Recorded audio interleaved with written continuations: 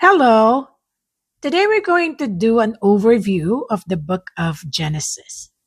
Okay, so to start, there is a plan in the book of Genesis.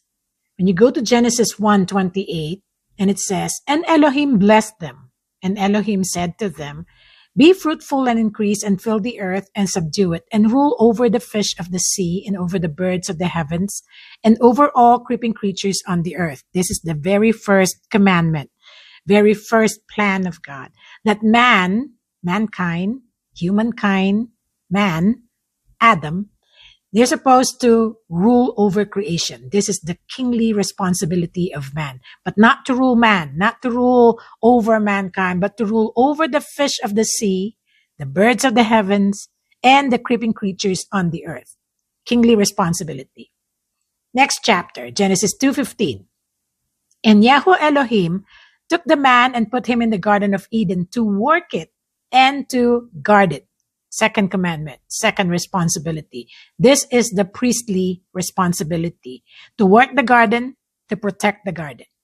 However, in Genesis 3:15, there is this promise. But before this promise, and the reason why the promise was given is because man, he violated the commandment of God. There was a commandment that says, "Do not eat of the fruit from the tree of knowledge of good and evil, or else you are going to die." But man disobeyed that, and he ate of the fruit. But God has already set in place this redemption plan. Genesis 3:15 says, "And I, Yahweh, put enmity between you, the serpent, and the woman, and between your seed, the serpent's seed, and her seed. He shall crush your head, and you shall crush his heel." This is the very first messianic prophecy, that there's going to be a seed who's going to defeat the serpent and the serpent's seed. So there is a plan of restoration, a plan of salvation. Then, from then on, there is this downward spiral. One story is from Genesis 4, and this is a story of Lamech. "And Lamech said to his wives, Ada and Zillah, Hear my voice, wives of Lamech. Listen to my words. For I have killed a man for wounding me, even a young man for hurting me. For Cain is avenged sevenfold, and Lamech 77fold." So when you read that word 77fold, it should remind you of something.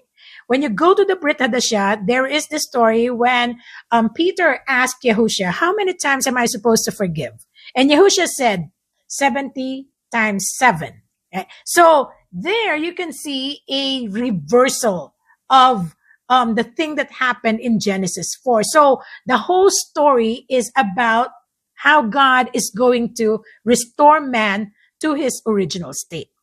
Another reset that you can find in Genesis 8:22, it says, "As long as the earth remains, seed time and harvest and cold and heat and summer and winter and day and night shall not cease." So this is talking about the seasons. And when you say seasons, let's say spring.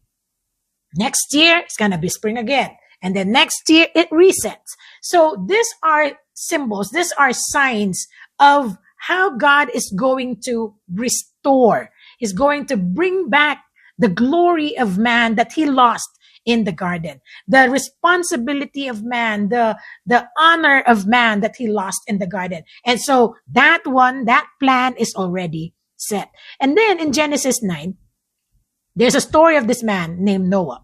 "And Elohim blessed Noah and his sons and said to them, Be fruitful and increase and fill the earth. And the fear of you and the dread of you is on every beast of the earth and on every bird of the heavens, on all that creeps on the earth and on all the fish of the sea. Into your hand they have been given." It's the same thing, right? So when you go to Genesis 1, it's the same responsibility. It's the same blessing that is being given to Noah, the same way he gave it to Adam. Be fruitful and increase and rule over the beast of the earth, the birds, the fish, the same thing. And then in Genesis 9, this is that downward spiral again. "Noah began to be a man of the soil, and he planted a vineyard. He drank of the wine and became drunk and lay uncovered in his tent." And here we see how there is this sin that's going to creep in the lives of man again. So you see that word vineyard, this some kind of a garden, right? So it's the same thing. He planted a vineyard and then he drank of the fruit of the vineyard. So it's the same downfall again.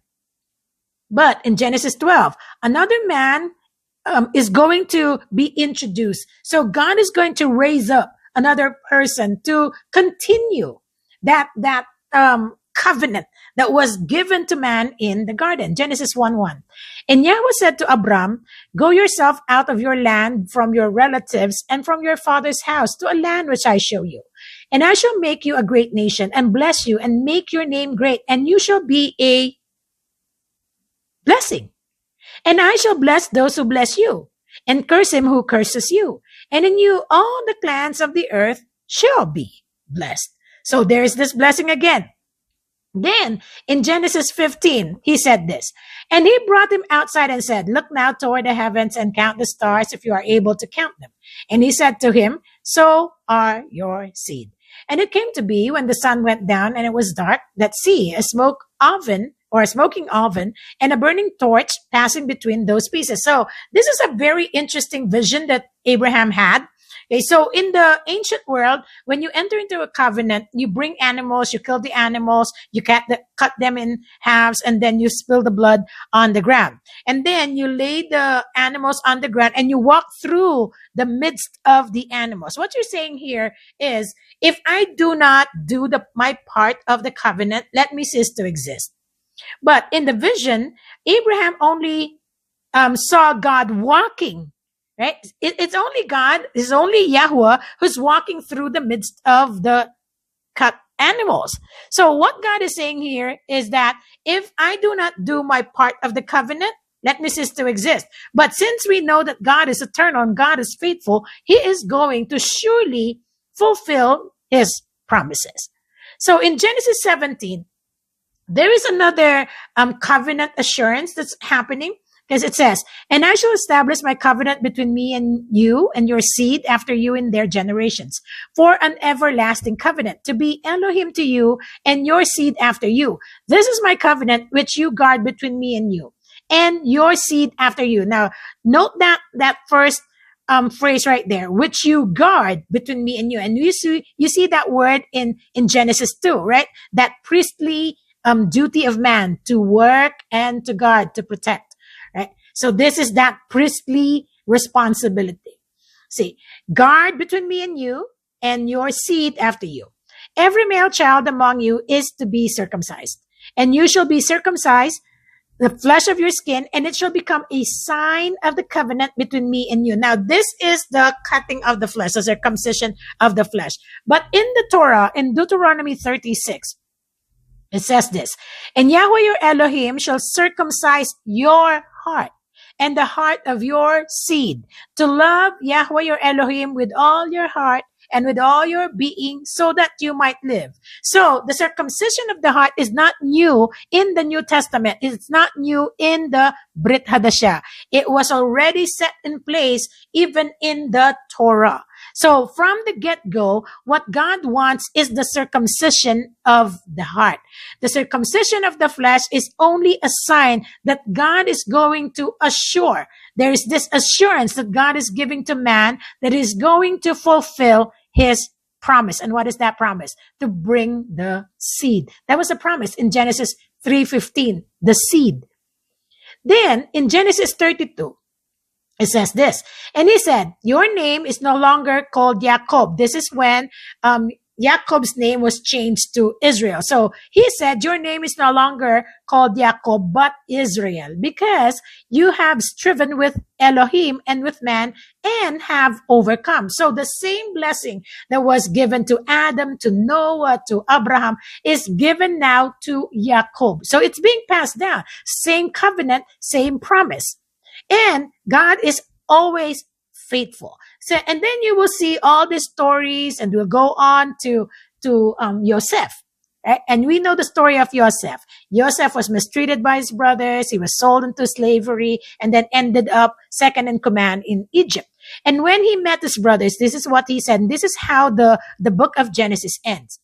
Genesis 50, verse 20. And you intended evil against me. And this is Joseph talking to his brothers. But Elohim intended it for good in order to do it as it is this day, to keep a great many people alive. And that is what God is doing. And if you go back to Genesis 49:10, it says, the scepter shall not turn aside from Yehuda, nor an inscriber from between his feet, until Shiloh comes. So temporarily, right? God is going to set a plan until Messiah comes, because Shiloh is a messianic title. And we know who's the Messiah. This is Yahusha. Right? Until Shiloh comes, and to him is the obedience of peoples. And from Genesis, this plan is going to be fulfilled, is going to go on until Yahusha will come. And he is going to be the one who is going to restore man to his original state. And that is the hope that we read at the end of Genesis. So I hope you enjoyed this mini lesson, and we're going to talk about Exodus next time. Bye-bye.